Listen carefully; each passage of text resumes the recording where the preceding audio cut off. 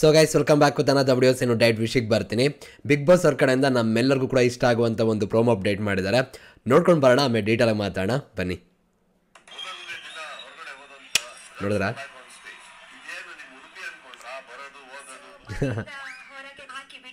ಪಾಪ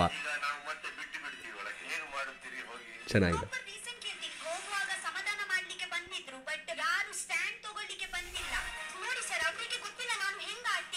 ಹೌದು,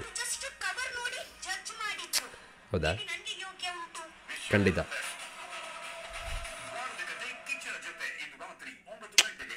ಚೆನ್ನಾಗಿದೆ ಗುರು. ಹೇಗನ್ನಿಸ್ತು ಗೈಸ್? ರಕ್ಷಿತಾ ಶೆಟ್ಟಿ ಅವರು ಬಿಗ್ ಬಾಸ್ ಮನೆಗೆ ಮತ್ತೆ ಬರ್ತಾ ಇದ್ದಾರೆ.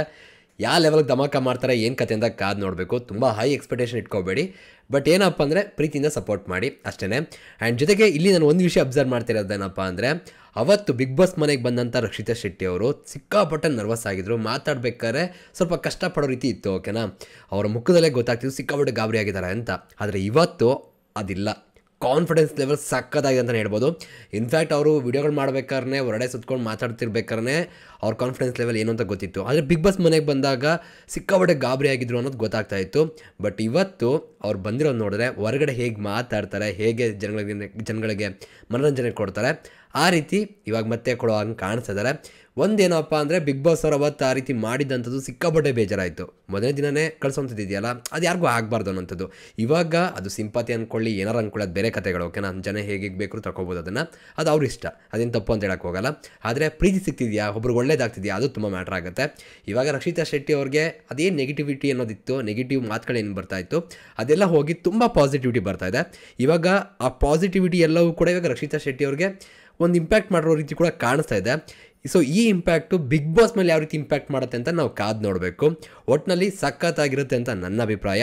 ಕಾದು ನೋಡೋಣ. ಜೊತೆಗೆ ಈ ಪ್ರೋಮೋದಲ್ಲಿ ಕೆಲವು ಮಾತುಗಳಿದೆ ಅವ್ರದ್ದು. ಸೊ ಅದನ್ನು ಕೇಳ್ತಿರ್ಬೇಕಾದ್ರೆ ಕೆಲವೊಂದು ಪ್ರಶ್ನೆ ಮಾಡಬೇಕು ಅಂತಲೇ ಬಿಗ್ ಬಾಸ್ ಮನೆಗೆ ಹೋಗ್ತಾ ಇದ್ದಾರೆ. ಅಂದರೆ ಅಲ್ಲಿರುವಂಥ ಸ್ಪರ್ಧಿಗಳದ್ದು ಏನೂ ತಪ್ಪಲ್ಲ ಅಂತ ಕೂಡ ಅಂತ ಅನಿಸುತ್ತೆ. ಅಲ್ಲಿ ಆ ಡಿಸಿಷನ್ ಇತ್ತು, ತಗೊಳ್ಳೇಬೇಕಾಗಿತ್ತು. ಸ್ಟ್ಯಾಂಡ್ ತೊಗೊಳ್ಳೋಕ್ಕೆ ಅದು ತಲೆಯಲ್ಲಂತೂ ಅವ್ರು ಬಂದಿರಲ್ಲ ಅಂತ ನನಗಂತೂ ಗೊತ್ತಿದೆ. ರೀಸನ್ ಏನಂದರೆ, ಇವರು ಅಷ್ಟೆಲ್ಲ ಮೈಂಡ್ ಯೂಸ್ ಮಾಡೋದಾದರೆ, ಬುದ್ಧಿವಂತರೇ ಬಟ್ ಸ್ಟ್ರಾಟಜಿ ಯೂಸ್ ಮಾಡೋಷ್ಟೆಲ್ಲ ಮೈಂಡಲ್ಲಿ ಇತ್ತು ಅಂದಿದ್ರೆ ಖಂಡಿತವಾಗಿ ಈ ಒಂದು ವಾರದಲ್ಲಿ ಸಿಕ್ಕಾಪಟ್ಟೆ ಸ್ಟ್ರಾಟಜಿಗಳನ್ನ ಯೂಸ್ ಮಾಡಿ ನಮಗೂ ಕೂಡ ಸಕ್ಕತ್ತಾಗಿ ಒಂದು ಎಂಟರ್ಟೈನ್ಮೆಂಟ್ನ ಕೊಡ್ತಾಯಿದ್ರು. ಅದೆಲ್ಲ ಕೊಟ್ಟಿಲ್ಲ ಅಂದರೆ ಇಲ್ಲಿ ನಾವೇನು ಬ್ಲೇಮ್ ಮಾಡೋ ಅವಶ್ಯಕತೆ ಇಲ್ಲ ಅನ್ಕೋತೀನಿ. ಬಟ್ ಇಲ್ಲಿ ಅವ್ರನ್ನ ಜಡ್ಜ್ ಮಾಡಿದ್ರಲ್ಲ, ಅದು ಒಂದು ಸ್ವಲ್ಪ ಬೇಜಾರಾಗಿದೆ. ಅಂದರೆ ಇವು ನನಗಿಂತ ಬೇರೆಯವ್ರು ಬೆಟರ್ ಅಂತ ಹೇಳಿದಾರಲ್ಲ, ಅದು ಯಾವಾಗಲೂ ಇದ್ದೇ ಇರುತ್ತೆ. ನಾವು ಯಾವತ್ತೂ ಬೆಟರ್ ಆಗಿರಬೇಕು. ಆ್ಯಂಡ್ ಬೇರೆಯವ್ರು ಯಾರಾದರೂ ನಮ್ಮನ್ನು ಕಂಪೇರ್ ಮಾಡಿಬಿಟ್ಟು ನಿಮಗಿಂತ ಇವ್ರು ಬೆಟರ್ ಇದ್ದಾರೆ ಅನ್ನೋ ರೀತಿ ಮಾಡಿದ್ರು ಅಂದಾಗ ಅದೇ ಆಗಿದ್ದೆ ಅವತ್ತಲ್ವಾ. ಸೊ ಅದೆಲ್ಲ ಒಂದು ಕಡೆ ತುಂಬ ಹರ್ಟ್ ಆಗಿರುತ್ತೆ. ಆ ಹರ್ಟು ಇವತ್ತು ಯಾವ ರೀತಿ ರಿಯಾಕ್ಷನ್ ಕೊಡುತ್ತೆ, ಏನು ಕತೆ, ಮತ್ತು ಇವ್ರ ಕಡೆಯಿಂದ ಯಾವ ರೀತಿ ಪರ್ಫಾರ್ಮೆನ್ಸ್ಗಳು ಬಿಗ್ ಬಾಸ್ ಮೇಲೆ ಬರುತ್ತೆ ಎಲ್ಲವೂ ಕೂಡ ನೋಡ್ಬೋದು. ಒಟ್ಟಿನಲ್ಲಿ ಇವ್ರ ಮಾತಿಂದನೇ ಫೇಮಸ್ ಆದವರು. ಅದು ತಪ್ಪ ಮಾತಾಡ್ಬೋದು, ಬಟ್ ಕಲಿಬೇಕು ಅನ್ನೋ ಆಸೆ ಇದೆಯಲ್ಲ, ಅದು ಒಳ್ಳೆಯದು. ಇವಾಗ ಬಿಗ್ ಬಾಸ್ ಮೇಲೆ ಯಾವ ಥರ ಮಾತಾಡ್ತಾರೆ, ಯಾವ ಥರ ಎಲ್ಲರನ್ನೂ ಕೂಡ ನಗಿಸ್ತಾರೆ, ಯಾವ ಥರ ಟಾಸ್ಕ್ಗಳನ್ನ ಮಾಡ್ತಾರೆ, ಎಲ್ಲನೂ ಕೂಡ ನೋಡ್ಬೋದು. ಕಾದು ನೋಡೋಣ. ನನ್ನ ಪ್ರಕಾರ ಆಲ್ಮೋಸ್ಟ್ ಎಲ್ಲರಿಗೂ ಕೂಡ ಇವ್ರು ಮತ್ತೆ ರಿಟರ್ನ್ ಆಗಿರುವಂಥದ್ದು ತುಂಬ ಖುಷಿ ಕೊಟ್ಟಿರುತ್ತೆ. ನನಗೂ ಕೂಡ ಖುಷಿ ಆಯಿತು. ಆ್ಯಕ್ಚುಲಿ ಫಸ್ಟ್ ದಿನ ಅವ್ರು ಬಂದಾಗ ಇಷ್ಟು ಪಾಸಿಟಿವ್ ಒಪಿನಿಯನ್ ನನಗೇ ಇರಲಿಲ್ಲ, ಬಟ್ ಇವಾಗಿದೆ. ನೋಡುವ ಏನು ಮಾಡ್ತಾರೆ, ಏನು ಕತೆ ಅಂತ. ಒಟ್ಟಿನಲ್ಲಿ ಜನದ ಪ್ರೀತಿಗಳನ್ನ ಸಂಪಾದನೆ ಮಾಡಲಿ, ಅವ್ರ ಜೀವನನ ಒಂದು ಒಳ್ಳೆ ರೀತಿ ರೂಪಿಸ್ಕೊಳ್ಳಿ, ಅಷ್ಟೇ ಹೇಳುವಂಥದ್ದು. ಸೊ ಈ ಸ್ಟೇಜಿಂದ ಅವ್ರಿಗೂ ಒಳ್ಳೇದಾಗಲಿ, ನಮಗೂ ಒಳ್ಳೇದಾಗಲಿ, ಎಲ್ಲರಿಗೂ ಒಳ್ಳೇದಾಗಲಿ ಅಷ್ಟೇಪ್ಪ. ಸೊ ಇದಿಷ್ಟು ನನಗನ್ಸಿದ್ದಂಥದ್ದು. ನಿಮ್ಮ ಅಭಿಪ್ರಾಯದ ಕಮೆಂಟ್ ಸೆಕ್ಷನ್ ತಿಳಿಸಿ. ಸಿಗೋ ಮತ್ತೆ. Thank you guys, love you guys, bye.